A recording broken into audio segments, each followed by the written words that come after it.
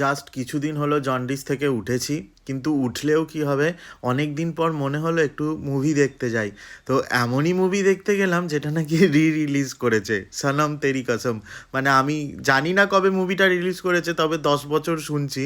তো 10 বছরে আমি একবারও দেখিনি, এটা হয়তো অনেকেও বিশ্বাস করবে না, কিন্তু 10 বছরে আমি এই প্রথমবার গেলাম, তাও আবার হলে। তো হলে পৌঁছে গেলাম, তো আমার ব্যক্তিগতভাবে মুভিটা দারুণ লেগেছে। মানে এরকম লাভ স্টোরি হওয়া উচিত।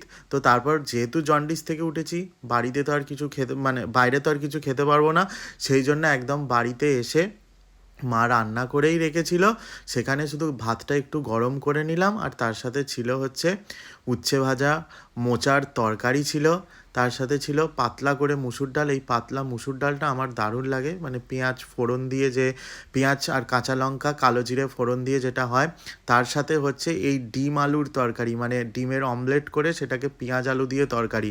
মানে জাস্ট ফাটাফাটি লাগে একদম, মানে খাবারেও শান্তি আর মুভিটা দেখেও শান্তি। তো আপনাদের কেমন লেগেছে, যারা সনম তেরি কসম দেখেছেন তারা অবশ্যই কমেন্ট করবেন। আর তার সাথে আমার লাঞ্চের থালিটাও কেমন ছিল সেটাও কিন্তু কমেন্ট করে জানাবেন, আর আমার পেজটা ফলো করে দেবেন।